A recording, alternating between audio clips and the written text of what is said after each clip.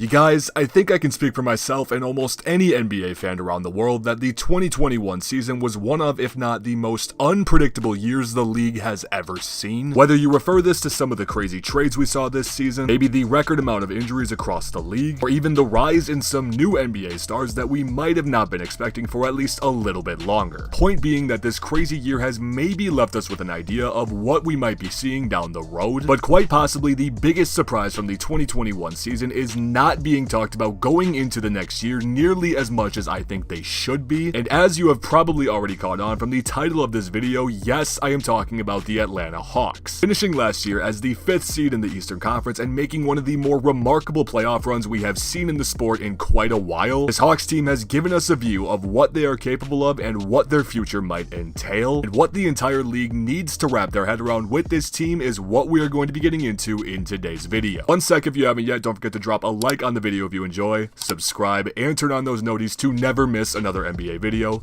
Love you guys. Seriously, if you haven't yet, I highly recommend you do so, because according to the numbers, over 98% of you guys that are coming back to watch these videos aren't even subscribed to the channel. I know you don't have to, but for anyone that does, believe me, I really do appreciate it. But anyway, let's get back into this video. Now again, just to reiterate how ridiculous what the Atlanta Hawks did last season was, if you don't recall, about halfway through the previous season, the Atlanta Hawks started the year with a 14-20 record, while also being a bottom 5 team in the Eastern Conference. And following the Atlanta Hawks 2020 offseason making some major moves to try to become a playoff team, the start was horrid to say the very least, resulting in the firing of head coach Lloyd Pierce and the onboarding of Nate McMillan for the remainder of the year. You guys, to say this man worked his magic on this Atlanta Hawks roster from this point and on throughout the season would be a major understatement, as the team finished the year with a 41-31 record under McMillan's coaching, and I'm sure most of you watching know the rest of the results from this point on. And in case you guys missed it, to run you up to speed, the Hawks and McMillan agreed to a 4-year deal for him to become the coach going forward. And you know, it's just crazy to me because after Nate McMillan's departure from the Indiana Pacers and onboarding as an assistant with Atlanta, I'm really stunned as to how this man didn't get a head coaching job, especially after what we saw. Considering in his 14-year span as an NBA coach, he has only seen a total of 4 losing seasons, with the last one being all the way back in the year 2007 with the Portland Trailblazers. So first things first, if you thought this Hawks team was a 1-year fluke and coaching doesn't make that much of a difference, you're going to be in for a surprise with this Atlanta team over the next few years. And besides the coaching aspect, which again is very underappreciated, we also have the Hawks free agency signings and offseason moves again that aren't being talked about enough in my opinion. Though if you did not see these, I will also run you up to speed on this, as they were able to re-sign Solomon Hill to a 1-year veteran minimum, also signing Gourgi Dieng to a 1-year $4 million